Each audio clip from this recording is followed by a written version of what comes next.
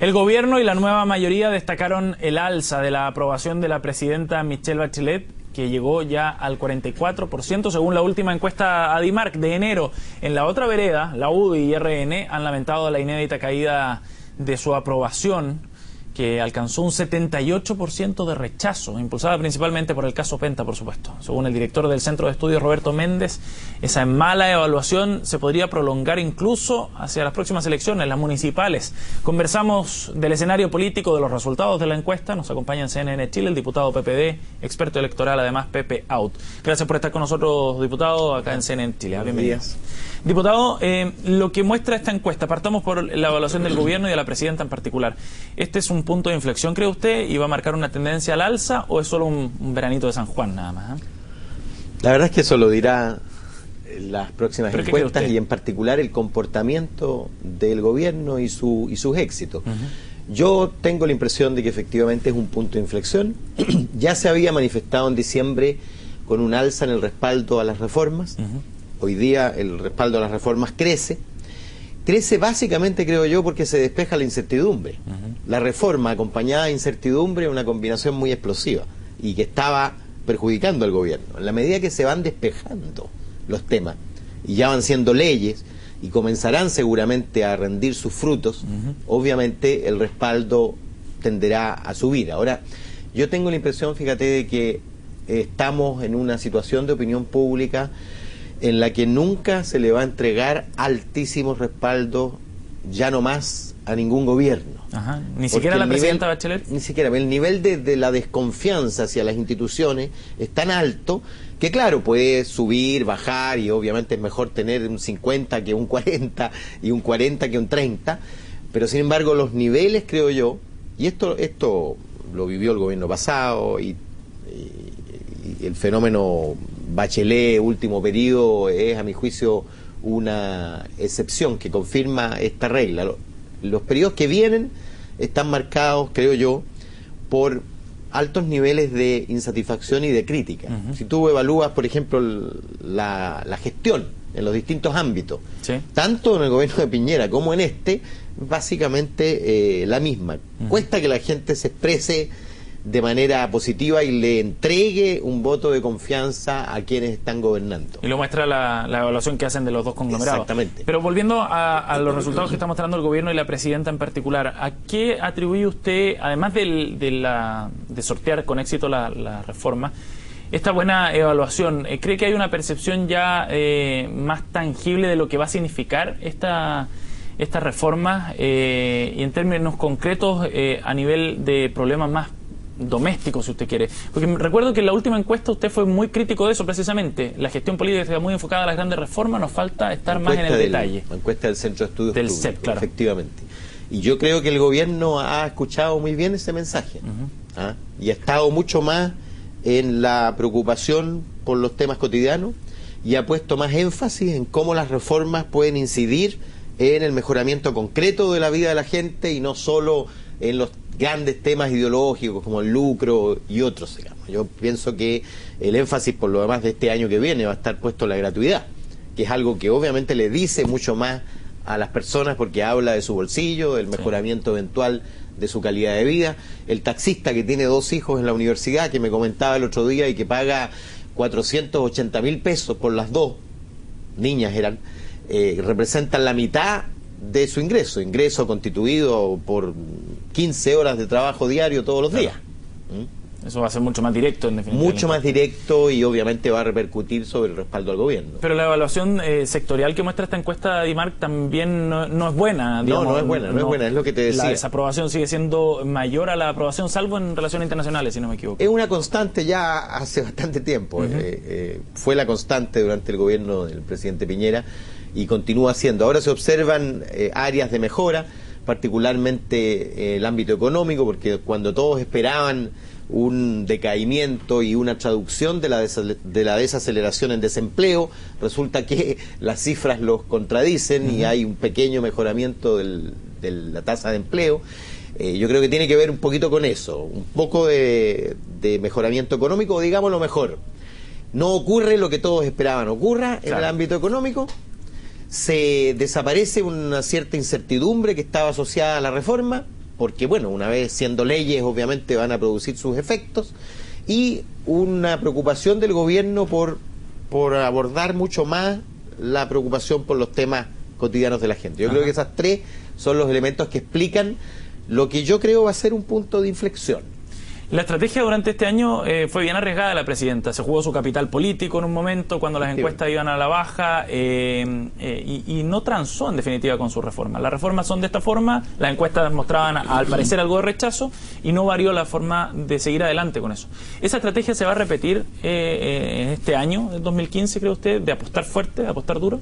Lo que pasa es que, si bien es cierto, el apoyo genérico a la reforma fue bajando, cuando uno preguntaba en las mismas encuestas por los puntos concretos de la reforma, es decir, el fin al lucro, el reemplazo del pago de las familias por parte del Estado, el fin de la selección, el reemplazo de los municipios por la administración del Mineduc descentralizada, la educación superior gratuita, todos esos tienen apoyo sobre 80% de la opinión pública. Sin embargo, la reforma, entendida como un globo, era rechazada por la mayoría, y básicamente por la incertidumbre. Y el gobierno entendió que no puede eternizar una discusión en el Parlamento porque genera incertidumbre.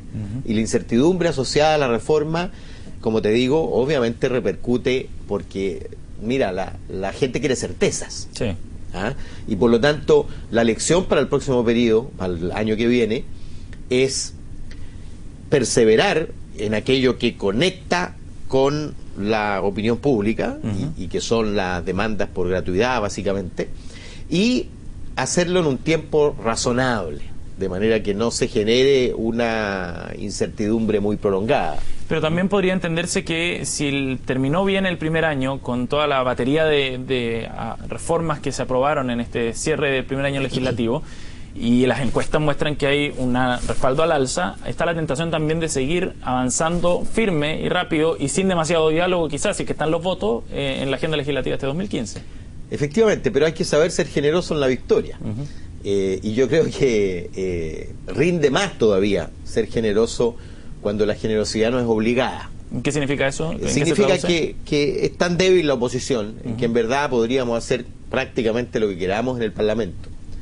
Pero cuando uno está en esa posición es que tiene que ser generoso desde el punto de vista de la escucha, desde el punto de vista de la sintonía con los distintos actores sociales. Ahora yo quiero reivindicar el plan, porque aquí discutimos varias veces. Yo dije, yo prefería haber empezado por lo más difícil.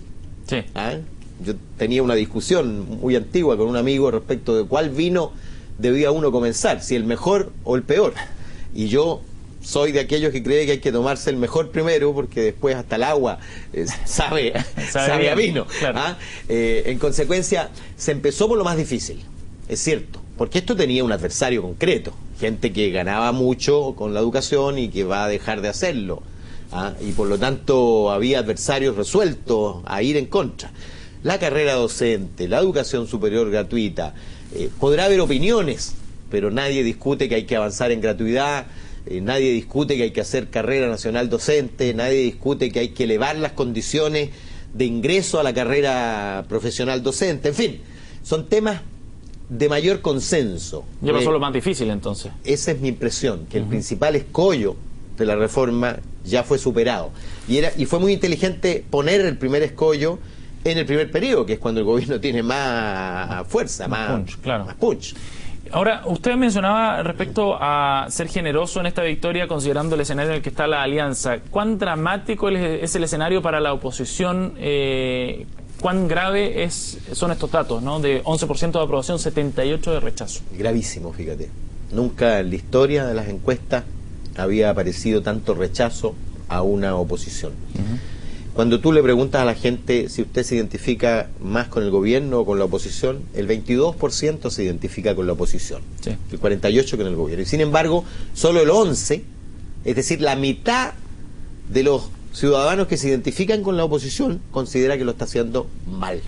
La mitad. Y estamos empezando. porque si uno escucha a los fiscales por el caso Penta, dice usted. Estamos empezando el caso Penta, tiene por lo menos formalizaciones en marzo, en fin, o sea, lo peor todavía no ocurre. Y el problema que hay es que la UDI, en lugar de amputarse del problema, en verdad se ha mantenido completamente vinculada. Probablemente porque no puede amputarse. Porque a esta altura yo pienso, si acaso Penta fue el brazo económico de la UDI o la UDI el brazo político de Penta. Es tal la imbricación entre los dos, es tal la incidencia que tenía Penta en la política de la UDI, que es lo único que explica que tenga la diferencia de tamaño que tiene en el Parlamento respecto de Renovación Nacional, cuando debieran ser dos partidos muy similares si uno mira las encuestas, y sin embargo la UDI es el doble de Renovación Nacional por el aporte financiero desequilibrante. Uno nos explica cómo la mesa que dirige hoy día la UDI la dirige, cuando es tan difícil en los partidos cambiar sus directivas, no se explica sino por el apoyo de Penta. ¿Y cómo explica usted que RN siga amarrado a la UDI a su vez?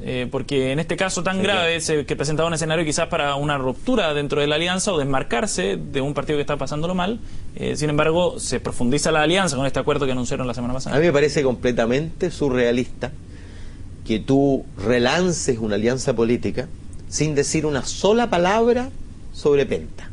Está cayendo granizo de este volado y hablan como si estuvieran en la playa al sol sin decir ni una sola palabra. Y yo lo que creo es que no se puede ocultar un elefante debajo de una alfombra. Lo que tiene que hacer es encararlo. Mira, Joaquín Lavín lo dijo en Tolerancia Cero como hace 2 meses atrás. Dijo, la UDI tiene que dar una señal de ruptura definitiva de su vínculo con el gran empresariado. Lo dijo antes de que estallara el caso Penta y sigue absolutamente vigente. Y todavía uno ve a la UDI defender los aportes empresariales en la ley. Hasta hace poco defendían los aportes reservados, ya se cayó porque en realidad era completamente impresentable. Pero seguir defendiendo los aportes empresariales, es decir, la participación de empresas en la orientación que tome la política, habla del vínculo todavía incestuoso e indisoluble. Y yo creo que eso los tiene por el suelo y la UDI ha arrastrado consigo al conjunto de la oposición. Diputado, muchas gracias por haber venido a CNN Chile y felices vacaciones. Gracias, sí. Que disfruten.